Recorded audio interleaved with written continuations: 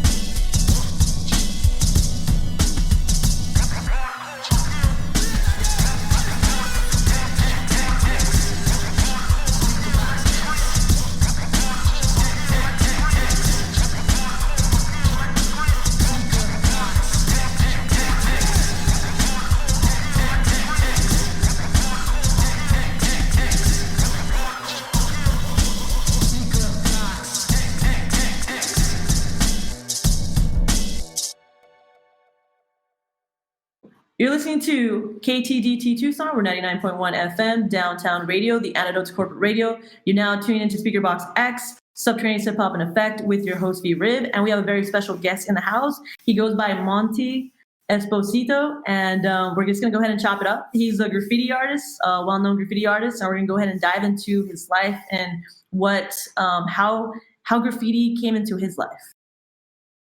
So I am the graffiti writer.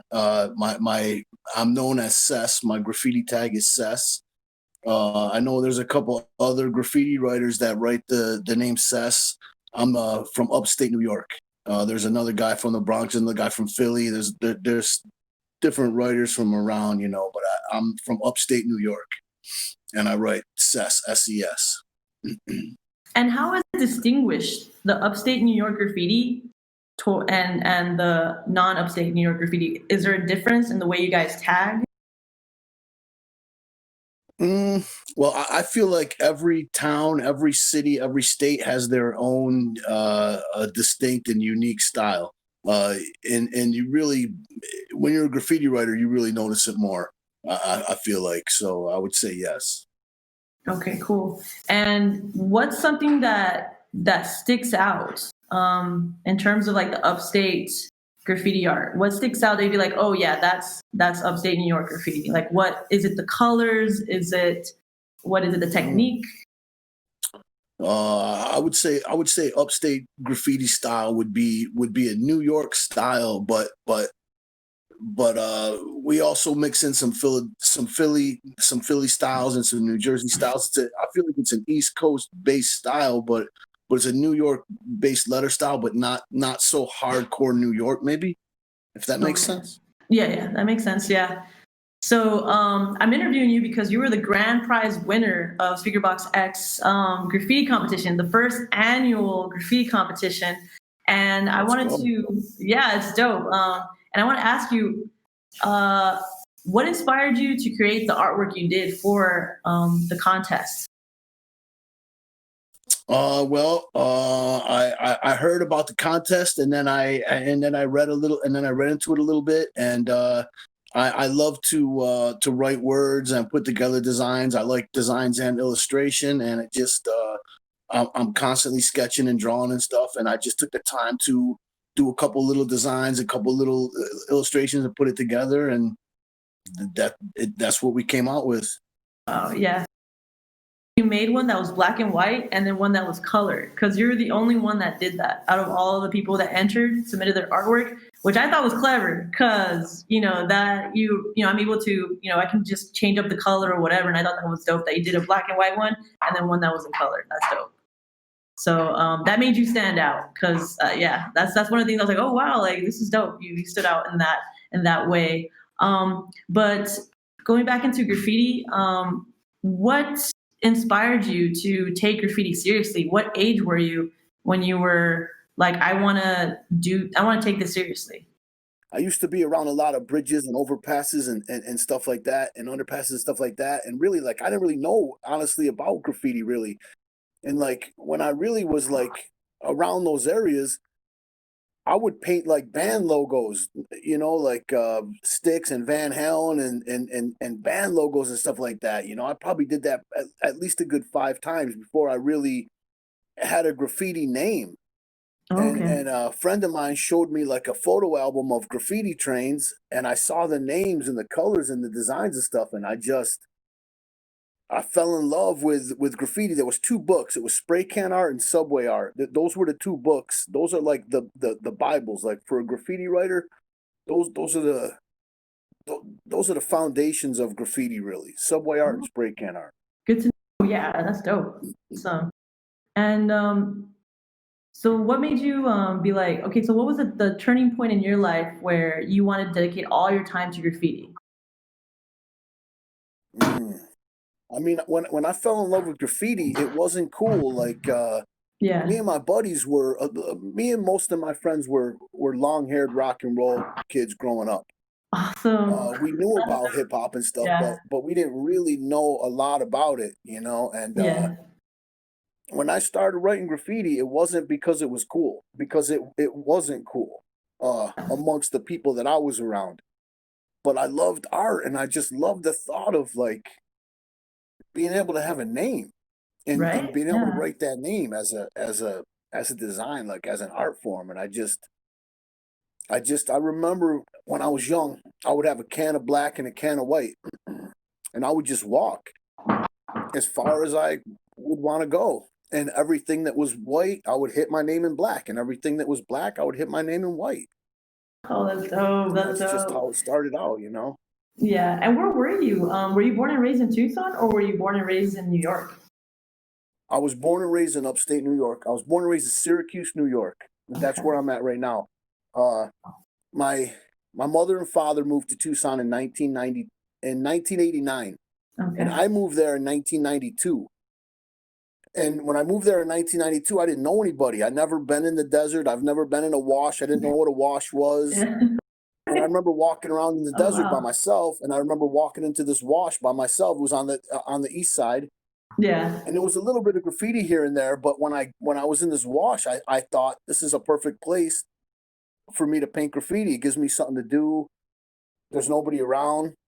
And so in 1992, I started writing graffiti in this wash. And I think maybe 1993, I mean, it came out in the newspaper and stuff like that, but I was arrested in that wash for painting graffiti. Oh, my. And it came out in the newspaper, and then a lawyer wanted to represent me for free. And then I wound up getting a permit to paint in that wash, and that wash became known as the cesspool. And it was like a real big part of Tucson graffiti history, where like probably at least a good 15 like local graffiti writers got permission. They had the permits, and they were able to go down there, and we all used to paint down there every weekend, and that place was just loaded with graffiti. Wow. Where is Cesspool located? Is it still around? That was in the early 90s. Yeah. So now it doesn't really look the same. Now they have like a bridge and like a bike trail going through there and stuff like that. Yeah. But it used to be in this wash at like, I would say Grant and Craycroft. So wherever near like Grant and Craycroft, like Grant and Wilmot. Yeah. I'm going to check that out. Hopefully there's something there. There might be a relic. I mean, you never know. I don't think there's any graffiti there, but every year I think about going back there and painting. Like, I want to paint something back there, but I don't know how safe it is, but yeah. Oh, that's so dope. Oh, I have to check that out. So that was in 1992, you said, or 1993? The article that came out? That was probably it was 1992, 1993, but it came out in the newspaper stuff. There's a lot more to the story, but around that time, it seemed like Tucson was buzzing with graffiti. Like there was this art gallery at 6th and Congress downtown, across from the Ronstadt. And they were these two guys ran it at that time. It was this guy Andy Bernard and this guy David Wright. And they were in cahoots with this thing called the Tucson Pima Arts Council, which isn't around any longer. And so I got plugged in with that art gallery and with Tucson Pima Arts Council. Yeah. And they treated me real good, and they were super like hyped on graffiti, and they wound up bringing out a bunch of dope graffiti writers from New York and stuff like that. And they did this symposium, and they painted this big mural. It was like super dope back then. Like any of the graffiti writers in Tucson that remember that know what I'm talking about. Like that was a magical time. It was an amazing. It was before the internet, though. You know what I mean? That was way internet exploded, and the internet exploded. It was around in 1994, I believe, but it wasn't so pronounced. I think in 1999 it gained momentum. That's when everything with AOL exploded. I don't know, Net Zero, all those internet providers were coming through. But that's dope to know that. So what happened? What happened to the graffiti community that used to be so heavily involved in Tucson? What do you think happened? Like what? Because it's not. I mean, we do have graffiti artists, but I don't think it's as connected as it once was, and back in the 90s. Can you expand on that? I could tell you how I feel and what I think, and see, back then the term street art didn't exist. Like we didn't have the term street art. Like nowadays, I can tell you if I'm doing graffiti in the streets and we meet, I can tell you I'm a street artist.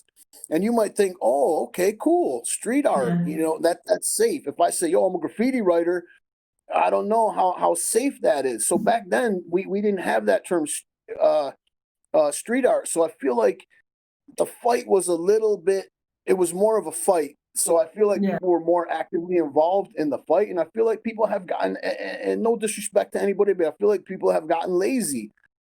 And so graffiti gets a bad rap with all the tagging and all the vandalism and all the property damage and stuff like that. So people want to play it safe. They want to go the safe route, and they want to. And okay, well, we got this guy that's already done a dozen murals. We know he's safe money. We'll go with that. Yeah. Okay, that makes sense. Yeah. I don't know. I feel like a lot of things were popping. I remember I spoke to a break dancer, another graffiti artist, and they told me that Jim Click was actually sponsoring quite a few hip hop events back in the late 1980s in Tucson. And I was like, that's dope. And I just wondered, like, what happened to all that momentum? It's crazy to know that things were really popping back in the late 80s and early 90s. Well, the thing too is like there would always be certain people that would like open up some type of like, back in the 90s we had there was this kid Zach, and he opened up this hip hop shop, Planet Z Fashion, and I did all the graffiti and stuff for him and stuff, and so like that was a spot where everyone could meet and everyone could get together, and DJs and break dancers and graffiti people and everyone was connected like that too. So there needs to kind of be a spot. Like even back then there was a spot called Graffiti Alley. It was across from the Ronstadt Center. Oh, wow. And if there's designated spots, then that's where people are going to be. It's a little bit easier to connect with the people. Like if everybody's at home behind their computers, it's harder to connect. And I guess we're all connected on the computer, but it's different. It's not the same. Yeah. No. Yeah. We're gonna go ahead and take a musical break. But it's been great talking to Monty. We're gonna keep talking to Monty, but we're gonna go ahead and take a musical break. Ultimate, Zenith, ultimate, Zenith, ultimate.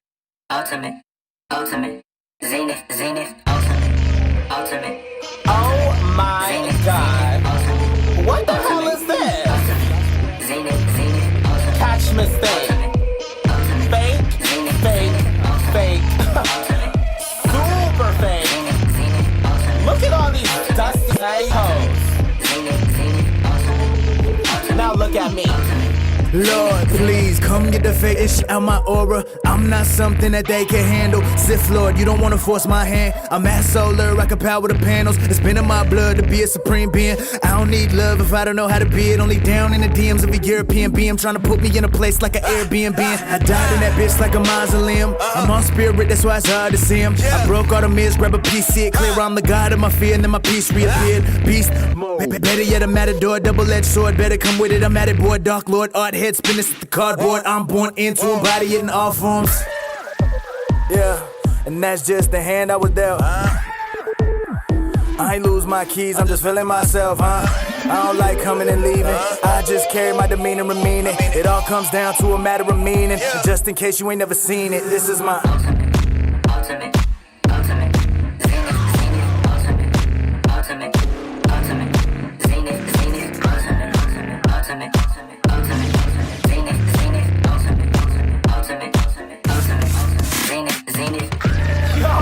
Yo. You see how powerful I am?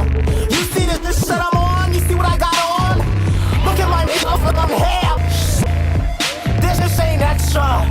This is ultra. Get with it. Zenith. That ain't an ultralight beam, baby, it's a penis. Regis, who wanna be a millionaire, bean it. Gave a peace of mind, someone tell me, have you seen it? Regents, I done did arenas like arenas. I be shooting from the hip, I keep the pistol by the femur. Genius, been a rap Jesus since a fetus. Walk over, you gon' limp back, Cletus, I'm the meanest. Elevated, hot air balloon, hop out the womb, drop off the fumes. Dedicated, I'm about to be a groom. Well groomed, they hear me, that got to be you. Got to be a view, she hopped up on the cue. That means she on the tip, she bopped me in the room. Pool stick is thick, I got to be on cue. That's play, I need to stay balcony with a view. Oh yeah, baby, that's right. Act like you been in a past life. You couldn't see me with a flashlight. Walking contradiction, I'm mad nice. Dash like Dame on a track. I swag in my plaid, no bagpipes. Dad other raps, don't make me snap. In your time, can't give you back life.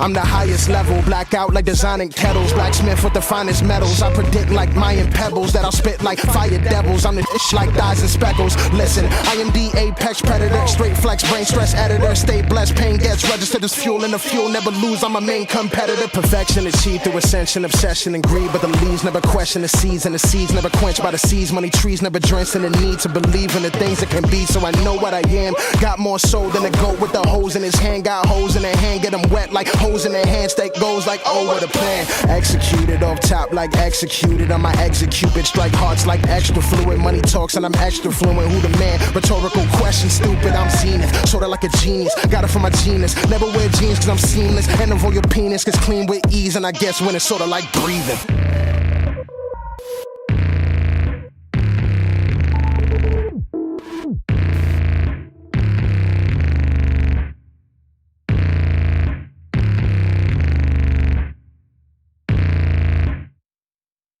You're listening to 99.1 FM, Downtown Radio, the Antidote's corporate radio. You're now tuning into SpeakerBox X, subterranean hip-hop in effect with your host, V-Rib. And we have a very special guest, Monty. He was a grand prize winner of SpeakerBox X first annual graffiti event. And we've just been chopping it up, and we've just been talking about, the graffiti community here in Tucson. And he pretty much told us how it was back in the early 90s. We're going to keep on diving into Monty, because Monty has so much knowledge to bestow on us in terms of graffiti. So we're going to go ahead and ask him other questions regarding graffiti. Who is your favorite graffiti artist? When you were growing up, who was the artist that you're like, I'm inspired, I want to be something like this person, or I want to be like them? There's a lot of names that come to mind.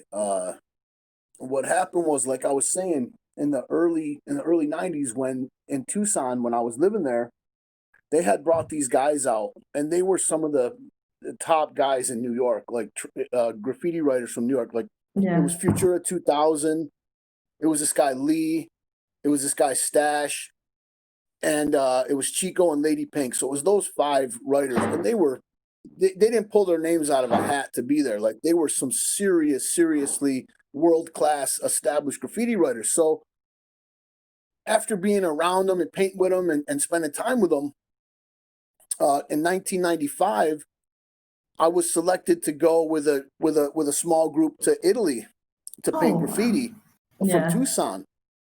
And those same graffiti writers were there. So at that time, I felt like those guys were the the guys that really were the guys that knew pretty much everything. Like they were the authority. So when we got over there was this guy over there, and he was talking and talking and talking, and he had a crowd of people around him at all times when he was talking. I'm like, who is this guy? And those guys were like, he is the man. Like, he is the top dog. He's the number one graffiti writer. And who he was this guy named Phase 2. I'm checking out. He's passed away now. But this guy, Phase 2, he was the king of graffiti. He was the king of style. He was so far ahead of everybody else. It was unbelievable to talk to him and watch that guy paint. So I'd have to say Phase 2. Wow, I'm gonna have to look him up. I don't know Phase 2, but that's dope to know that you got to meet him and he played such a heavy role in graffiti art. That's dope. How did hip hop come into your life? Since graffiti is very heavily involved with hip hop, they're pretty much, one can't exist without the other. How did you get into the world of hip hop?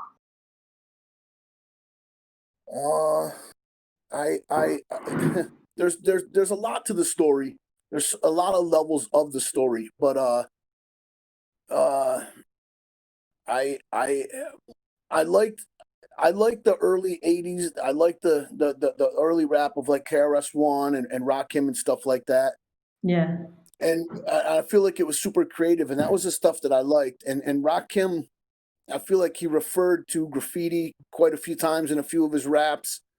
And I feel like KRS-One and Boogie Down, they acknowledged it. And people that like that acknowledge graffiti writing, it's easier for me to relate to them. I'm not a rapper, but when I always felt like rappers needed to support graffiti a little bit more, like with the graffiti art and stuff like that.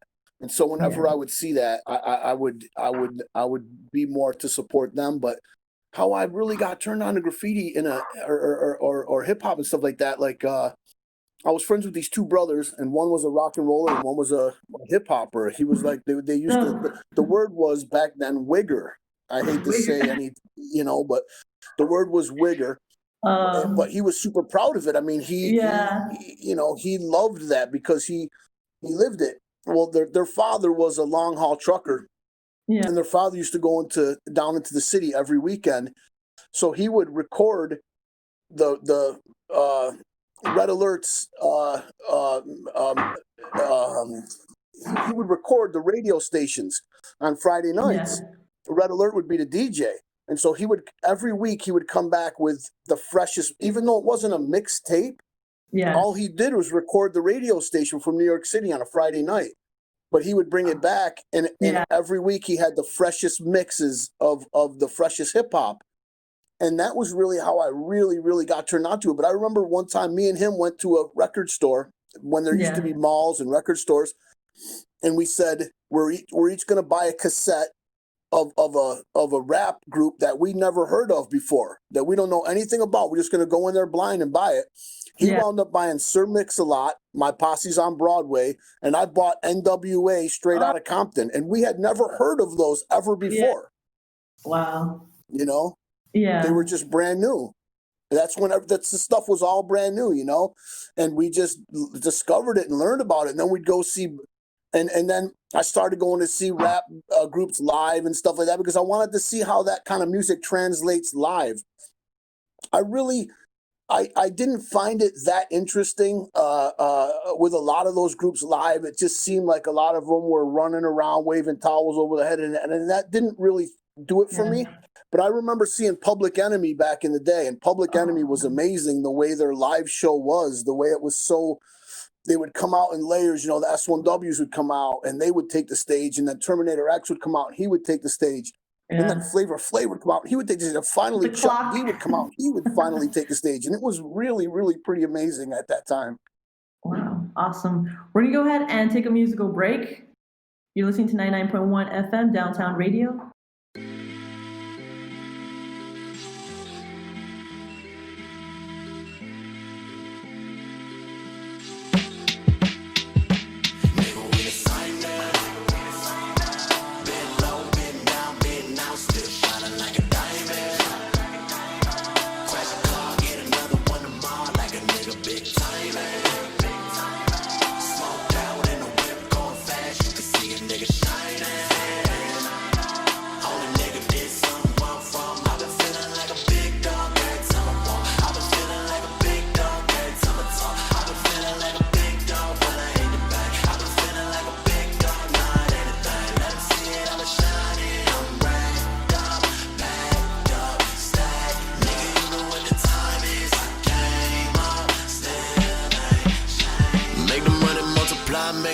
For life, niggas on the top floor, we done got too high. We done did much more to make do and get by. I put 10 into myself and I put 50 to the side. I roll 3 up when I wake up, meditate, I'm getting high. I was focused on the statements, you was focused on the vibe. Niggas stagnant, still complacent, they can't keep up with the drive. Tell my niggas we be legends for the day. We need no flag, I'm in the sky, I'm on a Pegasus. I drop top, feeling heavily.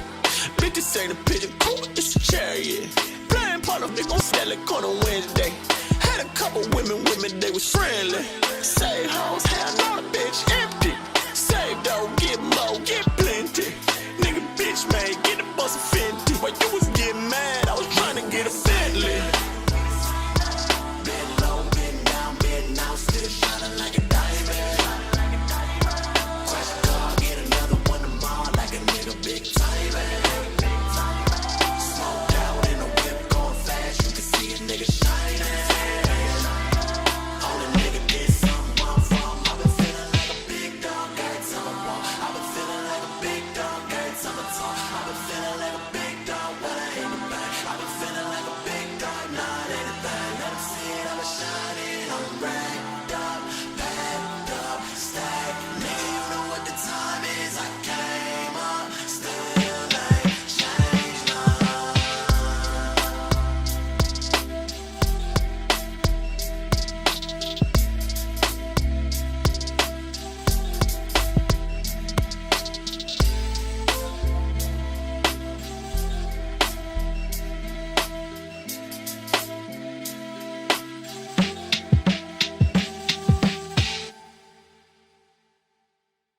You're listening to 99.1 FM Downtown Radio.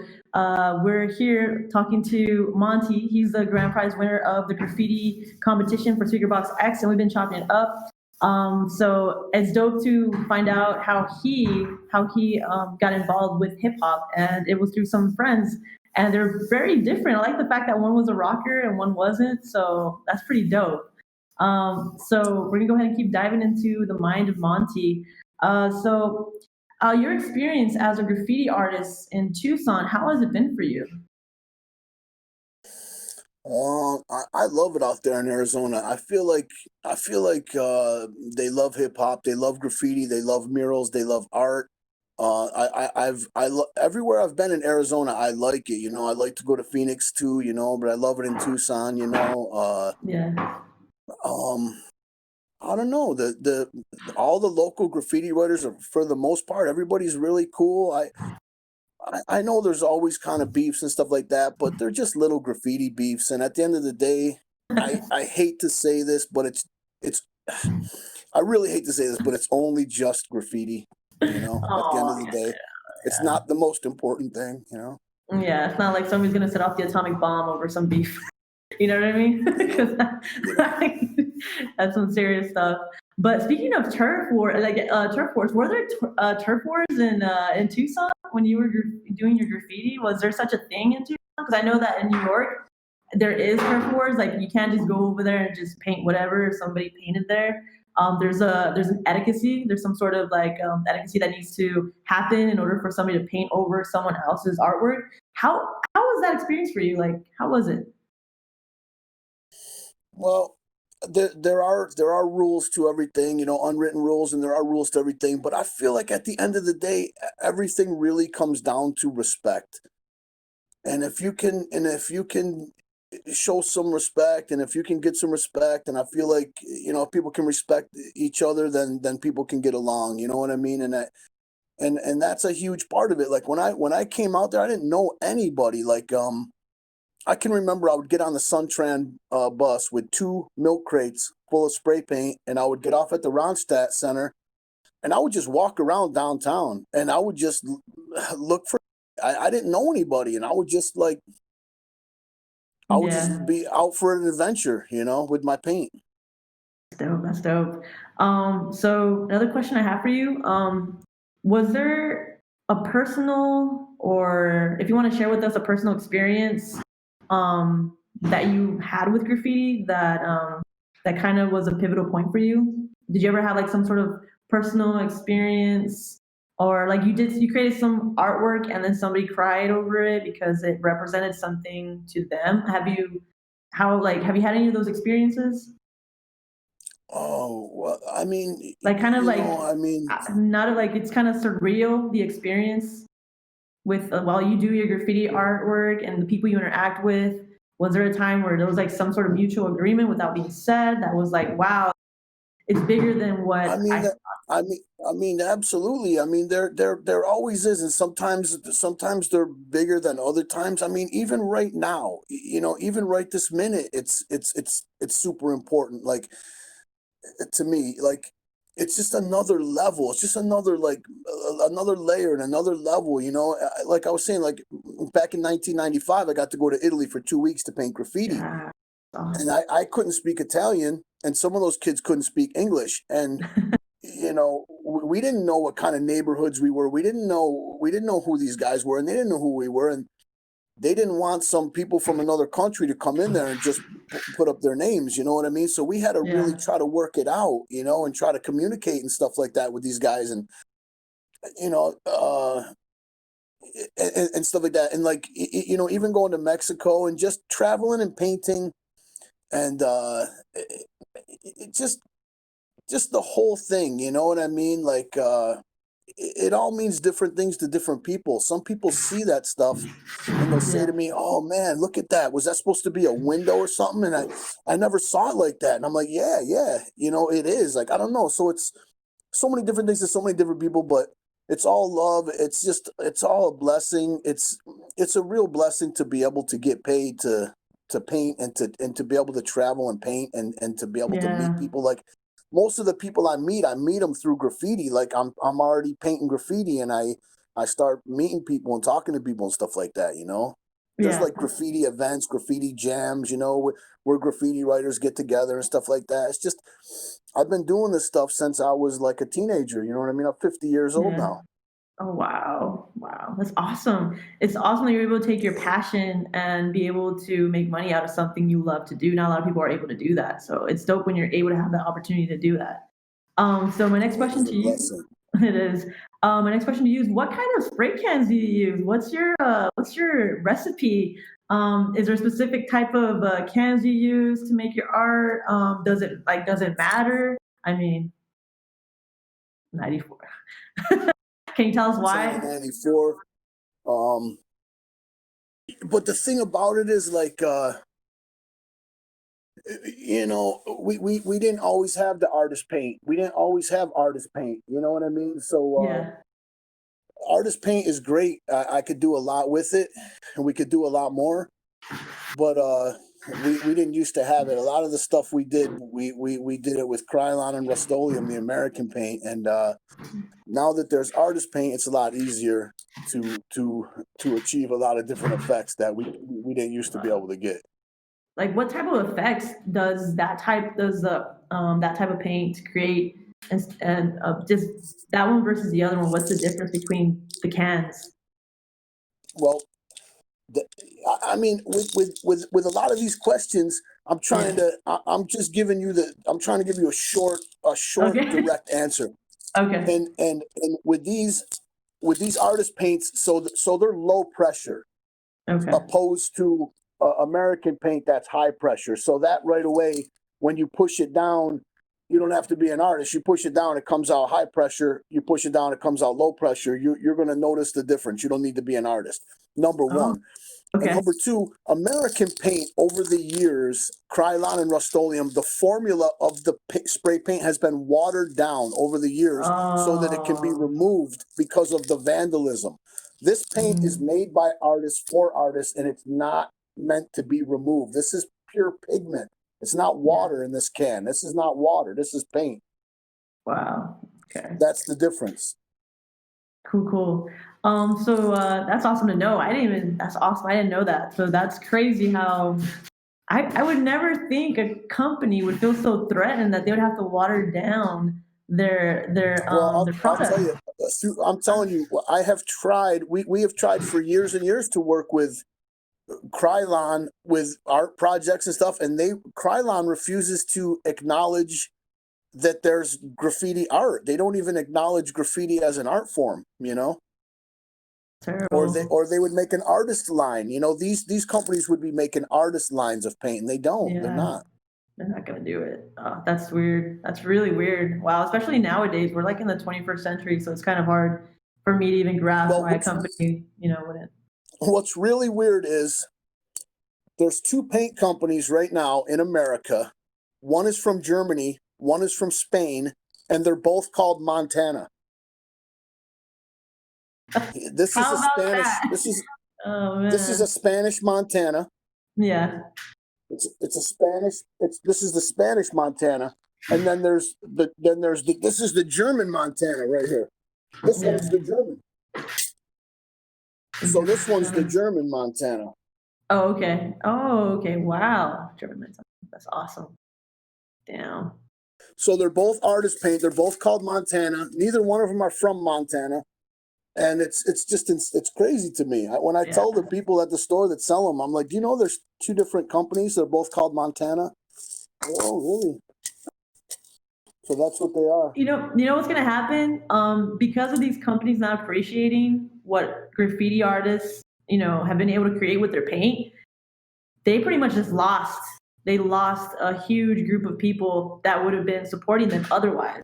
They're gonna go to other people that do show love, that do show support. Because I'm not gonna even buy that paint since you told me like, hey, those paints, don't get those because XYZ. I'm not gonna get them because I don't want to support someone that's not supporting what I love. Like I love artwork, so just the fact that they're not even trying to get a specific line for graffiti art is it's sad. It's a pity, it's a pity.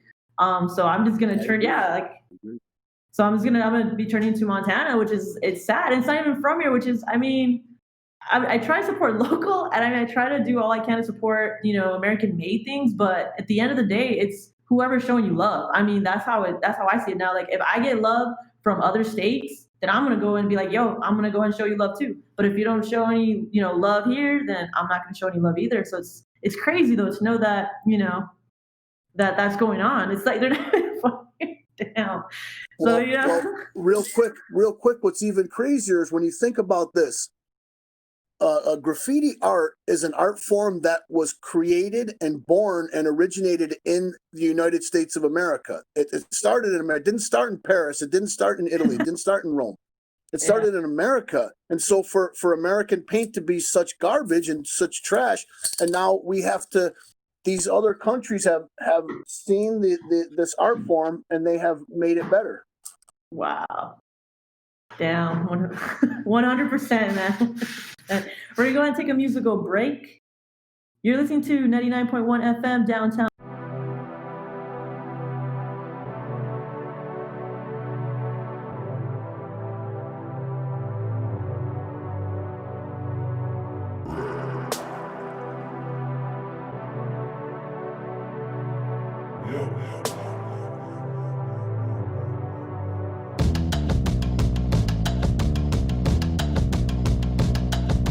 Salary on this shit that you can't afford. Trying to kill a king ain't gonna work with a damaged sword, you dummy.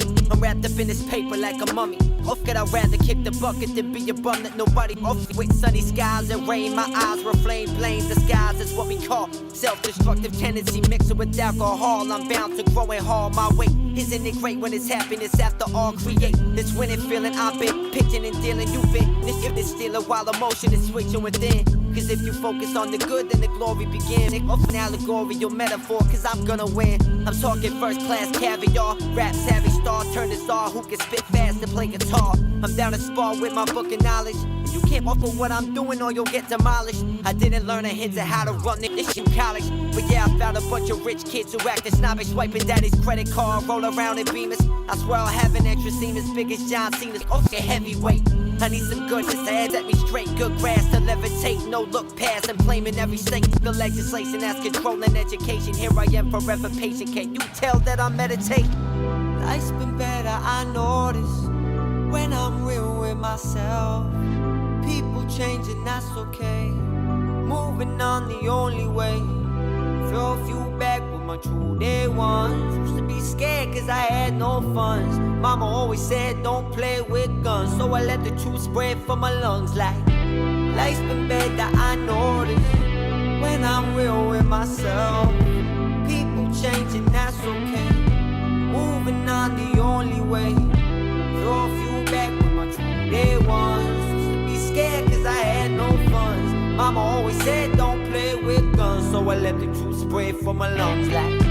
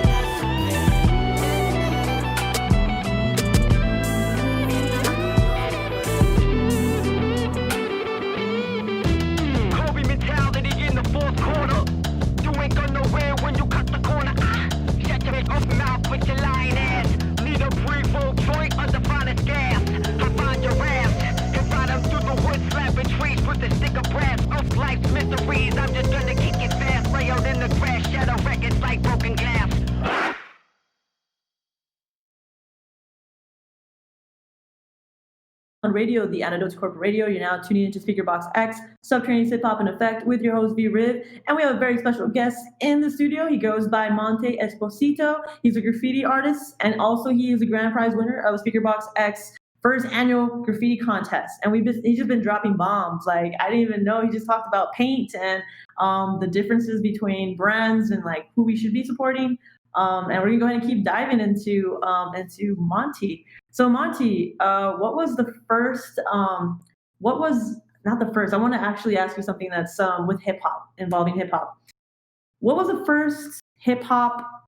I want to say concert that you went to. What was the first concert you went to? That was. Ooh, that's a good one. You know, that's a good one. That's a good question. I've seen a lot of early OG hip hop concerts. You know, I've seen Public Enemy, I've seen KRS-One, I've seen Rakim. You know, but some stuff with the hip hop is like there's even bands that are kind of hip hop, like this band Fishbone. This band Fishbone, they're not really hip hop. They're kind of punk ska, but they're you know. And then there's these other bands that are. I prefer live music. I like to see a live drummer. I like to see musicians that are all playing together and stuff like that. But with the hip hop, like I said, Public Enemy was always my favorite. And people would always say, well, you know, Public Enemy, oh, you know, back then people thought, you know, they didn't like white people and stuff like that, you know. But I'll tell you, they were always super, super cool and stuff like that, you know, back in the day and stuff like that. And I always liked Boogie Down Productions, KRS-One and stuff like that. My other buddy, he liked MC Shannon, the Juice Crew, and there was always a beef between the two. And but KRS-One, like, I agree with a lot of it, but like, live KRS One would say a lot of things. Like, I didn't always agree with everything. So, I think it's important to think about the things and have a mind of your own. You know what I mean? And just because you like somebody, it doesn't mean you agree with everything that they have to say and stuff like that. And that's all right, But honestly, I wish I could tell you like my very first hip hop show, but I don't know. I've seen a lot of hip hop shows, a lot of really good hip hop shows. Dope. But a lot more punk rock shows. Yeah, dope. And rock. Sweet. My next question to you is, what have you been doing during this quarantine? Like, what have you been reading? In terms of reading, watching movies, maybe even delving into documentaries. What have you been doing in your free time during quarantine? Well, no disrespect to anybody. I hope everybody is healthy. But I love this quarantine. Because I just work. And the thing is, it's not really work. They say when you love what you do, there's no days off when you love doing what you do. Like, I read this thing once where this artist said, I go to bed and dream, and then I wake up and paint what I dream. So your whole life is like a dream. Oh yeah. And I just stay drawing stuff. I stay painting stuff. I try not to, I don't watch too much TV or stuff like that. I try not to pay attention to that. I try to just create. I just want to create, and I just want to like vibe with other artists and stuff like that. And I love the quarantine, but at the same time, I do love to be out around people and stuff like that. I love live music. I really do. I miss live music a lot. Same here. So my next question to you is, how can we make this world a better place? Like, what's your opinion with everything going on with police brutality being at an all-time high and just a lot of crazy stuff going on? What's your opinion on how can we make this world better? Like, what do we have to do personally to be able to make it better? Well, I think that's the best question I've heard. And I hope this is a good answer, but the answer is simply love. Love is the answer. Less hate, less hatred. Like, people need to just have less hate in their heart. Like, racism is old. It's played out. It's over. It's 2020. It's going to be 2021. Yeah. Prejudice and racism, it's out. Love is the answer, period. Okay, cool. So we're almost at the tail end of our conversation, and my next question to you is words of wisdom. So for anybody that's aspiring to do what you do, what is your words of wisdom to them? I know it's so cliche, and I know everybody says it, but don't ever underestimate yourself. Like, anyone could achieve anything. Anyone could be anything. There's a lot out there, and you gotta make yourself happy. You gotta have a hobby and a passion, something that you love, and you'll be a happy person and take care of your family. Love your family. Respect. 100%. How can people support you, Monty? How can people get in contact with you? How can they support what you do? Well, the thing of it is my friends call me SES. You can call me SES. My name is Monty. You can call me SES. I'm a graffiti writer. I'm a street artist. I'd rather be referred to as a graffiti artist than a street artist. Gotcha. Graffiti writer. I love art. I'm down to create. I'm down to collab. I'm in Tucson. I want to paint. I'm looking for whatever opportunities. You know what I mean? I'm down to be involved. Like, I love art. Yeah, 100. I'm on the Facebook. I'm on the Instagram, and that's pretty much about it. Like, I'm easy to get in touch with. Cool. Yeah, and we'll definitely have your tag on there, so they'll be able to know where to go for the Instagram. So they'll definitely know how to get in contact with you through Instagram or Facebook. But yeah, so you were the grand prize winner, and I was really happy about everybody that entered. Thank you guys for entering. Those of you that entered, thank you, appreciate it. But yeah, I was just really happy about the work that you produced. So, and it's nice to know that it's somebody that's been in graffiti for such a long time. So it's kind of nice to know that you're an OG, like you're an OG, and I think that's really, I don't know, that's cool. I didn't expect an OG to to win the prize, but it's dope because you've had so much time and a lot of respect to you because a lot of people you talked about, I respect as well, like Public Enemy, KRS-One, Eric B and Rakim, Pete Rock, CL Smooth. I mean, the '90s, early '90s era, late '80s is like I'm very fond of it. It's the golden age of hip hop, and I feel like it's reemerging. I think in the underground, if you listen to Khan, I love Khan. I actually did an interview with him a while back, but he's one of those artists that brings back that flavor, that boom bap sound. And also, I'm a big fan of Chewy. So there is people that are doing their best to represent hip hop, what it was and what it should have been on the radio. But it's all in the underground, which I love. I love the underdogs because I feel like the underdogs. I feel like they're gonna come and claim their prize and nobody's gonna know about it, and they're gonna be like, who claimed it? Who took it? Oh well, it was the underdog. Like you should never underestimate underdogs. So yeah, I'm definitely happy about how things have been involved, and I guess you could say the underground. What's your one more last question? What's your opinion on the state of hip hop? Generally speaking and locally speaking, how can we make it better? What do you think we should focus on? What's your opinion on it? Well, locally, I love Tucson, and I love the scene in Tucson, and I think it's dope. And could it be stronger? Of course, but it's so easy to focus on negativity and the negative stuff and be like, oh, this sucks, blah blah blah blah blah. But at the same time, it's just as easy to be like, this is dope. You know what I mean? There's a lot of dope artists in Tucson, and I'm saying that because I've been out of Tucson and I know. So on a local level, I think Tucson is dope, and I love Tucson. Worldwide, I mean, my goodness, like my heart is really with the golden age of hip hop and rap like that. You know what I mean? But the sky's the limit. Who knows what what's in store? I'm like excited about the future. You know what I mean? Yeah. So and also graffiti. I want to ask you another question. One more question. The graffiti world. What has been evolving in the graffiti world since you've been in it for such a long time, for probably like 30 years or so?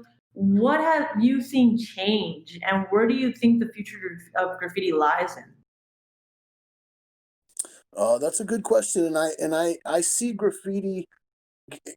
I'm watching it being more accepted and being more used commercially and stuff like that. Is it good? Yeah. Is it bad? Yeah. But it's what it is, and like people are accepting it more as an art form, and I see a lot more like outdoor these art galleries, these outdoor art galleries of murals and stuff like that. They have the Museum of Graffiti in Florida now, so it's pretty exciting. It's growing all the time. It's just getting doper and doper, and the styles are getting doper and stuff. Okay. So sweet. So is there any major difference you can that you saw with early like '90s graffiti compared to nowadays graffiti? Is there something that you're like, oh yeah, that's the '90s graffiti? You could just point it out. What would those differences be? Well, the funny thing is, like, when you look at old '90s graffiti, you can see it because you could see it wasn't the paint. The difference is when you look at the graffiti now, it's so much more vibrant because it's the paint that's the artist that everybody's using, the artist paint. Back then, nobody had access to it, so you've seen a lot of similar colors coming up a lot, and stuff like that. But the styles are getting a lot more advanced as well, and people are getting a lot more technical, and it's like anything, man. You're like, wow, I wish I would have thought of that. When you see something new, or when you hear something new, you're like, oh, that's genius. I wish I would have thought of that. Yeah. It happens all the time. Dope, dope. All right, so it's been awesome interviewing you. It's been dope interviewing you. And like I said, Monty, you can definitely get in contact with him through Facebook or Instagram. He is the grand prize winner of SpeakerBox X contest, first annual contest. I'm definitely going to have shirts made of his design in the future. That's in the works. So I'm super excited. He's an OG. He's been doing this for a long time. And he comes from New York, which is like, it's like, the epicenter of everything, hip hop, so I don't know, it's just, it brings, I don't know, it makes me feel really well, because I love the fact that it all goes back to the origins, the roots of where hip hop started, which was in New York, so I'm definitely happy to definitely have you as a grand prize winner. So make sure to support Monty. He has his Instagram and his Facebook. And I mean, it's been awesome having you. It's been a pleasure. Thank you for being on SpeakerBox. Thank you. It's my pleasure. Thank you very much. Awesome. Cool. I'll be talking to you later. I'll catch up with you later. All right. Have a good day. Okay, great. Thank you. Thank you. All right. Peace. Peace.